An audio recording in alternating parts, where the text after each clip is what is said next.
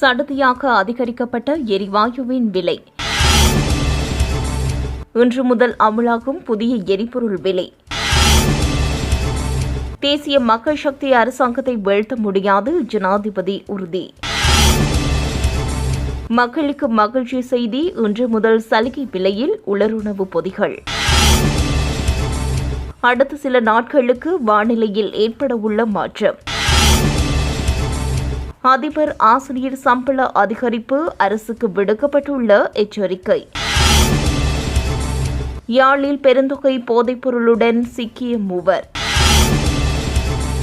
ராஜபக்சர்களின் பெரும் மோசடி அம்பலம், சிக்கப்போகும் முக்கிய புள்ளி.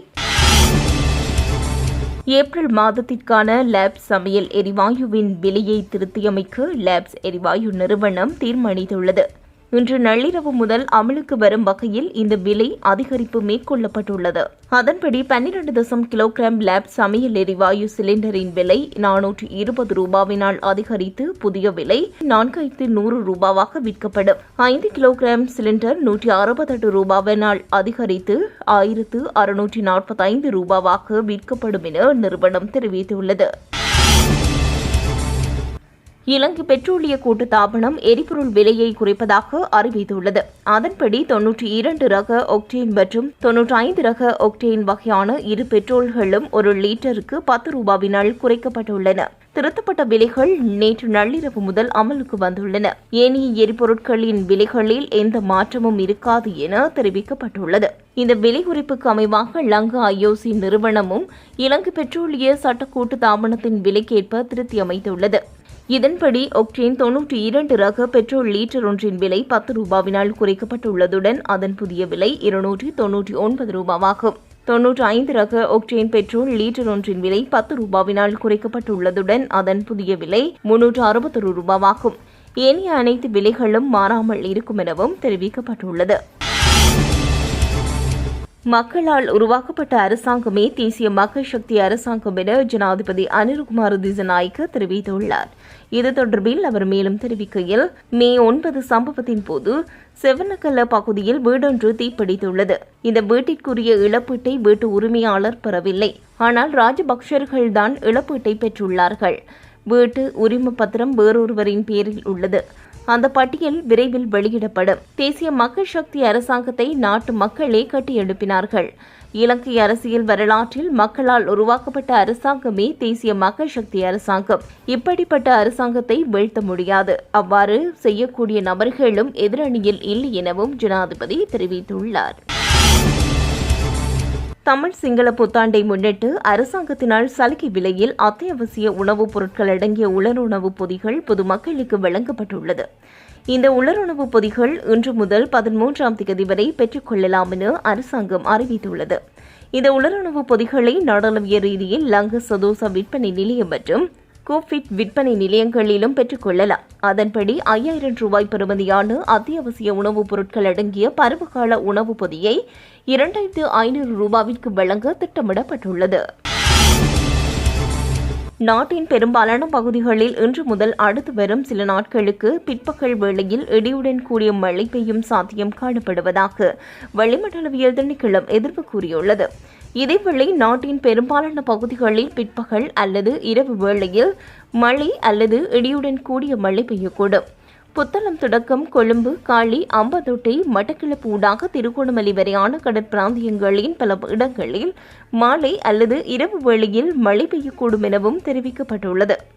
மத்திய சப்ரகமுக, மேல், தென் மற்றும் ஊவா மாகாணங்களின் சில இடங்களில், அத்துடன் குருணாகல், பொலனறுவை மாவட்டங்களின் சில இடங்களிலும் 100 மில்லிமீட்டர் வரையான பலத்த மழை பெய்யும் எனவும் எதிர்வு கூறப்பட்டுள்ளது.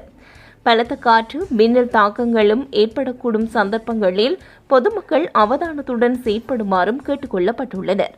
கடற்பிராந்தியங்களில் மணித்தியாலத்திற்கு 20 தொடக்கம் 30 கிலோமீட்டர் வேகத்தில் தென்கிழக்கு திசையிலிருந்து அல்லது மாறுபட்ட திசைகளில் இருந்து காற்று வீசக்கூடும்.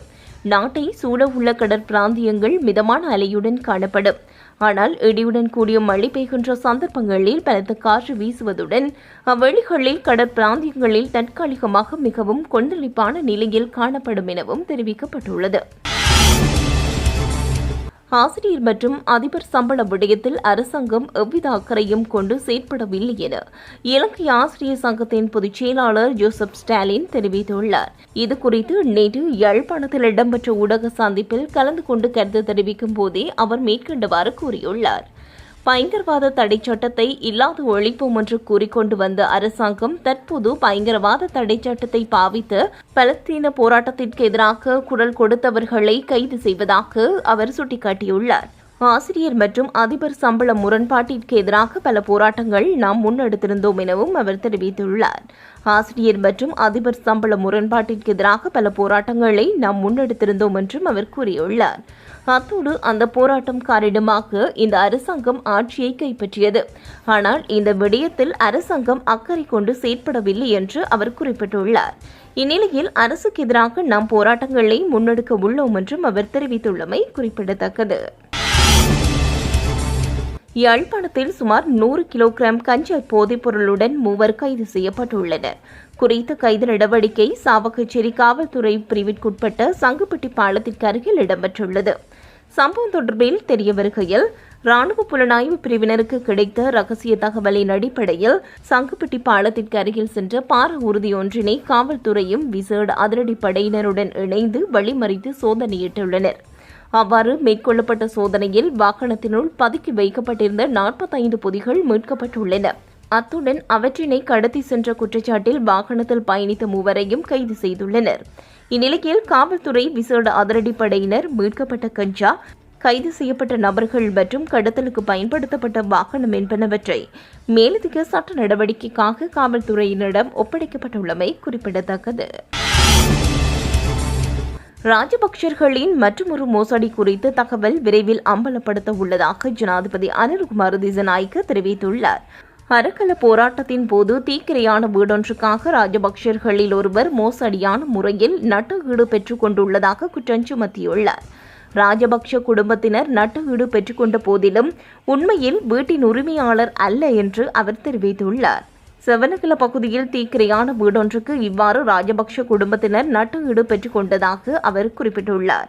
தீக்கிரையான வீட்டின் காணி உரிமை வேறு ஒருவரின் பேரில் இருப்பதாகவும் வீட்டின் உரிமமும் வேறு ஒருவரின் பேரில் இருந்ததாகவும் ஜனாதிபதி குறிப்பிட்டுள்ளார். எனினும் ராஜபக்ஷ குடும்பத்தினர் இந்த வீட்டுக்கான நட்டஈட்டை பெற்றுக் கொண்டுள்ளதாக தெரிவித்துள்ளார்.